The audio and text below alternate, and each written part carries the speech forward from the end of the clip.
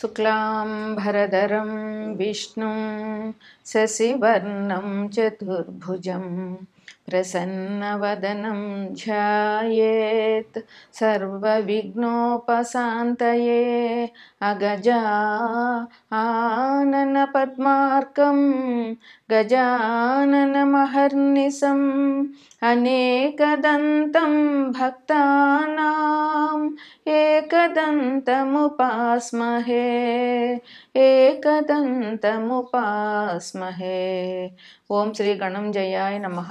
ఓం శ్రీ మాత్రే నమః. ఓం శ్రీ వాసుదేవాయ నమః. మనం డిసెంబర్ నెల మాస ఫలితాలు చెప్పుకోవాలి ఇప్పుడు. అయితే డిసెంబర్ నెల అంటే మనకి డిసెంబర్ 1వ తారీఖుతో అమావాస్య అయిపోతుంది. 2వ తారీఖు పాడ్యమి నుంచి మార్గశిర మాసం ప్రారంభం అవుతుంది. మార్గశిర మాసానికి కూడా చాలా ప్రత్యేకత ఉంది. మార్గశిర మాసంలో వచ్చే గురువారంని మనం లక్ష్మీవారం అని కూడా అంటాం. మార్గశిర మాసంలో వచ్చే గురువారాన్ని లక్ష్మీవారం రోజున లక్ష్మీదేవి పూజ విశేషమైన ఫలితాలని ఇస్తుంది. ఆ రోజు ఉదయమే లేచి తలస్నానం చేసి లక్ష్మీదేవిని పూజించాలి. అయితే లక్ష్మీదేవికి నేతితో దీపం పెట్టాలి. వంటలు కూడా నేతితోనే చేసుకోవాలి. అంటే నూనె పోపులు వేయకుండా నేతి పోపులు వేసుకుని నేతితోనే భోజనం చేయాలి. అట్లా చేసి లక్ష్మీదేవి వ్రత కథ ఉంటుంది. ఆ వ్రత కథను చదువుకుని అక్షింతలు వేసుకుంటే స్త్రీలకి చాలా మంచి జరుగుతుంది. ఇంట్లో ధనం నిలుస్తుంది. ధనం బాగా అభివృద్ధి చెందుతుంది. ఈ లక్ష్మీవారాలు మొదటి వారం పులగం నైవేద్యం పెట్టాలి. 2వ వారం పరమాన్నం, 3వ వారం ముద్ద కుడుములు, 4వ వారం క్షీరాన్నం నైవేద్యంగా పెట్టాలి అమ్మవారికి. 5వ వారం అంటే పుష్యమాసంలో వచ్చే మొదటి వారం రోజున యథావిధిగా లక్ష్మీదేవి పూజ చేసి ఒక ముత్తైదువుని పిలిచి ఆమెకి నేతితో బూరెలు వండి నేతితో వంటలు చేసి ఆ ముత్తైదుకి పసుపు కుంకుమ తాంబూలం ఇచ్చి ఆమెకి భోజనం పెట్టాలి. అప్పటితో ఈ మార్గశిర లక్ష్మీవారాలు పూర్తి అవుతుంది. అయితే ఈ మార్గశిర లక్ష్మీవారం రోజున ఆడపిల్ల పుట్టింటి వారు ఆమె దేవుణ్ణి తాకరాదు. ఆమె పుట్టింటిలో పూజ చేయకూడదు. అత్తగారింట్లోనే ఆమె పూజ చేసుకోవాలి. ఈ మార్గశిర లక్ష్మీవారాలకి విశేషమైన ఫలితం దొరుకుతుంది. ఎవరైతే ఈ పూజ చేస్తారో వారికి ధనం బాగా నిల్వ ఉంటుంది.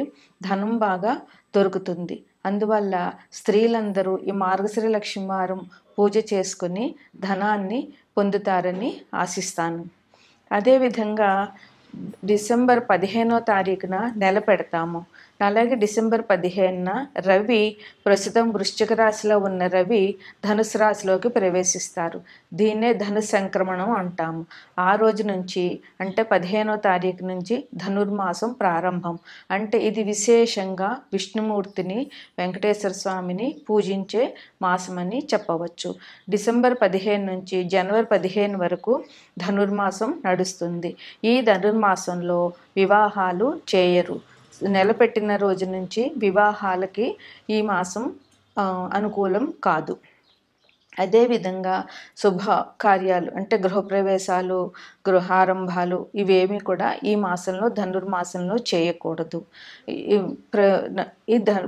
పూర్వకాలంలో అంటే మా చిన్నతనంలో నగర సంకీర్తనం అని ధనుర్మాసం ప్రారంభమైన రోజు నుంచి అందరూ స్త్రీలు పురుషులు ఉదయం తెల్లవారుజామున 4 గంటల నుంచి ఇంటి నుంచి బయలుదేరి అలా ప్రతి వీధి తిరుగుతూ దైవ సంకీర్తనాలు చేస్తూ వెళుతూ ఉండేవారు.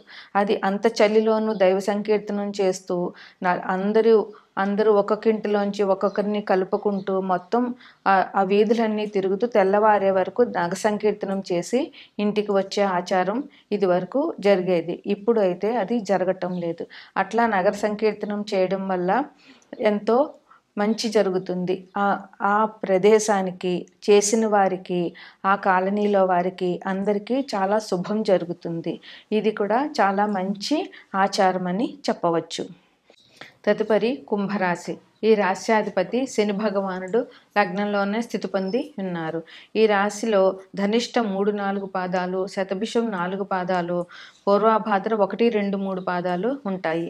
ఈ ఈ రాశిలో లగ్నంలో శని భగవానుడు, 2వ ఇంట్లో రాహువు, 4వ ఇంట్లో గురువు, 6వ ఇంట్లో కుజుడు, 8వ ఇంట్లో కేతువు, 10వ ఇంట్లో రవిబుధులు, 12వ ఇంట్లో శుక్రుడు ఉన్నారు. ఈ రాశి వారికి అనుకూలంగా ఉందని చెప్పవచ్చు. ఈ రాశిలో వారికి అన్ని గ్రహాలు అనుకూలంగా ఉన్నాయి. 10వ ఇంట్లో రవి ఉండడం వల్ల రవి ఇక్కడ దిగ్బలం పొందుతాడు. అందువల్ల వీరికి రవి వల్ల చాలా మంచి జరిగే అవకాశం చాలా ఉంది. ఉదాహరణకి ఇప్పటి వరకు ఇంట్లో అద్దెకి ఇల్లు కట్టుకున్నారు. ఇంట్లో ఎవరైనా అద్దెకిద్దామని చూస్తున్నారు. అద్దెకి ఎవరు రావట్లేదు ఇప్పటి వరకు. ఈ మాసంలో వాళ్ళకి అద్దెకి వచ్చే అవకాశం ఉంటుంది. అట్లాగే ప్రభుత్వపరమైనటువంటి పనులన్నీ కూడా వీరికి జరుగుతాయి.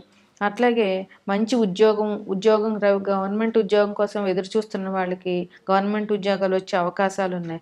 ప్రభుత్వానికి సంబంధించిన పనులు ఏదైనా పెండింగ్ ఉన్నా ప్రభుత్వానికి సంబంధించిన పనులన్నీ కూడా ఈ రాశి వారికి చాలా బాగా ఉంటుంది. అదేవిధంగా వీరికి ఏదైనా కొత్త ఇల్లు కట్టుకున్నారు, ఆ ఇంటి కన్స్ట్రక్షన్ చేసేవాడు వీళ్ళకి ఇల్లు ఇంకా హ్యాండ్ ఓవర్ చేయటం లేదు, ఏడిపిస్తున్నాడు అనుకోండి, ఇప్పుడు వాళ్ళకి ఇల్లు ఇచ్చేసే అవకాశం ఉంది. అట్లాగే వీళ్ళకి ఏదైనా పని పెండింగ్ ఉంది అంటే ఆ పని అయ్యే అవకాశం ఈ రాశి వారికి చాలా బాగా ఉంది. వీళ్ళకి ఏలినాటి శని దోషం ఉంది, కానీ శని భగవానుడిని పూజించడం వల్ల ఆ ఏలినాటి శని దోషం అంతగా బాధించదు. శని దోషం అనేది కొద్దిగా తప్పకుండానే ఉంటుంది. అది అలసట అవ్వచ్చు, లేదా శారీరకంగా శ్రమ ఎక్కువ ఉండడం, ఇట్లాంటివి తప్పకుండా జరుగుతాయి ఏలినాటి శని దోషం ఉన్న వాళ్ళకి. అయితే రవి బలం బాగుండడం వల్ల ఆత్మబలం ఉంటుంది. ఆత్మబలం ఉండడం వల్ల ఎంత కష్టమైనా ఎదుర్కోగలిగే శక్తి, ఆత్మస్థైర్యాన్ని రవి మనకి ఇస్తారు. అందువల్ల వీరికి ఆత్మబలం ఉండడం వల్ల, ఆత్మస్థైర్యం ఉండడం వల్ల ఎన్ని కష్టాలు వచ్చినా కూడా వీరు ధైర్యంగా ముందుకి వెళ్ళగలుగుతారు. సహాయ సహకారాలు అందరివి ఉంటాయి. మాట సహాయం ఉంటుంది. మంచి సలహాలు ఇచ్చే స్నేహితులు ఉంటారు, మంచి సలహాలు ఇచ్చే పెద్దవాళ్ళు ఉంటారు వీళ్ళకి. అలాగే శారీరకంగా శ్రమ ఉన్నా కూడా మంచి కుటుంబము, మంచి స్నేహితులు ఉండడం వల్ల వీరికి చాలా మంచి జరుగుతుంది. అట్లాగే శుభకార్యాలు బాగా చేస్తారు. ఎందువలనంటే 12వ ఇంట్లో శుక్రుడు ఉన్నాడు. అందువల్ల అమ్మవారికి సంబంధించిన దైవ కార్యాలు చేయడము, అమ్మవారి పూజలు చేయడము, దానికోసం ఖర్చు పెట్టడము, ఇట్లాంటి వాటి ఒకటి. అట్లాగే శుక్రుడు ఉన్నాడు కనుక లగ్జరీస్, భోగాలు, విలాసాలు ఇవన్నీ కూడా వీరికి బాగా ఉంటాయి. అట్లాగే వీళ్ళు కొత్తగా ఇల్లు స్థలాలు కొనుక్కోవాలనుకున్న వాళ్ళకి బాగుంటుంది. విదేశీయానం చేయాలనుకున్న వాళ్ళకి కూడా ఈ రాశిలో వారికి ఇప్పుడు బాగుంటుంది. ఈ రకమైన ఖర్చులు, ఇది ఖర్చు అయినా కానీ ఇది భవిష్యత్తులో మనకి మంచి చేసే ఖర్చే కనుక ఈ ఖర్చుల వల్ల వీళ్ళకి బాధ అనేది వీరికి ఉండదు. వీరికి అన్ని గ్రహాలు అనుకూలంగా ఉండడం వల్ల ఈ రాశివారు చాలా సంతోషంగా ఉంటారు. అయితే ఈ రాశివారు హనుమంతుడిని పూజించడం వల్ల, పరమేశ్వరునికి అభిషేకాలు చేయడం వల్ల ఇంకా అభివృద్ధిలోకి వస్తారు. 15వ తారీఖు నుంచి రవి వృశ్చిక రాశి నుంచి ధనురాశిలోకి ప్రవేశిస్తున్నారు కనుక, అంటే 11వ ఇంట్లోకి రవి వస్తున్నారు కనుక అప్పుడు వీరికి విశేషమైనటువంటి అభివృద్ధి జరుగుతుంది. గవర్నమెంట్కి సంబంధించిన అన్ని పనులు డిసెంబర్ 15 తర్వాత వీరికి ఒకటొక్కటిగా జరిగిపోతాయి. అందువల్ల వీరు విష్ణారాధన, ధనుర్మాసం అంటే విష్ణారాధన విశేషంగా చేయాలి. అందువల్ల వీరు వెంకటేశ్వర స్వామి ఆరాధన చేయడము, శనివారం నాడు వెంకటేశ్వర స్వామి దర్శనం చేయడము, వీలైతే ప్రతిరోజు వెంకటేశ్వర స్వామి దర్శనం చేయడము, ధనుర్మాసంలో విష్ణు ఆలయంలో కానీ వెంకటేశ్వర స్వామి ఆలయంలో కానీ పూజలు చేయడము వీరికి చాలా మంచిని ఇస్తుంది. అదేవిధంగా హనుమత్ ఆరాధన చాలా మంచిది శని భగవానుడికి. అందువల్ల వీరు శనివారం నాడు హనుమంతుడి గుడి సందర్శించడము, అక్కడ 11 లేదా 21 ప్రదక్షిణాలు చేయడము, హనుమాన్ చాలీసా 11 సార్లు చదవడము, హనుమంతుడికి శనివారాలు పూజ చేయించడము వీరికి విశేషమైన ఫలితాలని ఇస్తుంది. అదేవిధంగా మార్గశిర మాసంలో వచ్చే గురువారం నాడు అమ్మవారి పూజ వీరికి విశేషమైన ఫలితాలని ఇస్తుంది.